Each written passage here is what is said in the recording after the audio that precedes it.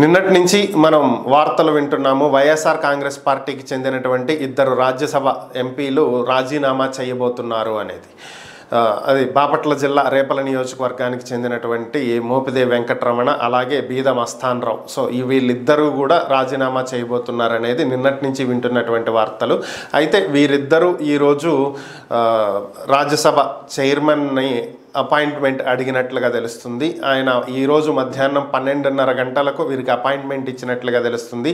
వీరిద్దరూ రాజీనామా పత్రాలను సమర్పించబోతున్నారు అనేది ప్రస్తుతం మనకున్నటువంటి సమాచారం. అయితే ఇక్కడ ఏంటంటే దీనికి సంబంధించి మోపిదేవి వెంకటరమణ గారు మీడియాతో మాట్లాడినట్లుగా కూడా తెలుస్తుంది. ఆయన మాట్లాడుతూ రాజశేఖర్ రెడ్డి టైం నుంచి కూడా రాజశేఖర్ రెడ్డి గారి కుటుంబానికి తాను విధేయుండని, వారి కుటుంబంతో సన్నిహిత సంబంధాలు ఉన్నప్పటికీ కూడా పార్టీని వీడటానికే మొగ్గు చూపాను అని చెప్పి ఆయన చాలా సుస్పష్టంగా తెలియజేసినట్లుగా సమాచారం. అయితే 2024 ఎన్నికలలో టికెట్ ఇవ్వనప్పుడే పార్టీ వీడాలని చెప్పి భావించానని, అయితే అప్పుడు పార్టీని వీడటం మర్యాద కాదని చెప్పి పార్టీలో కొనసాగటం జరిగిందని, పార్టీ తరపున నిలబెట్టిన వారికి సపోర్ట్ ఇవ్వడం జరిగిందని, కానీ ఇక ఇప్పుడు పార్టీలో ఉండాల్సినటువంటి అవసరం లేదు అని, తనకు అవకాశం ఆదరణ లేనటువంటి పార్టీలో కొనసాగటం ఇష్టం లేకే బయటకు వస్తున్నానంటూ ఆయన తేల్చి చెప్పినట్లుగా సమాచారం.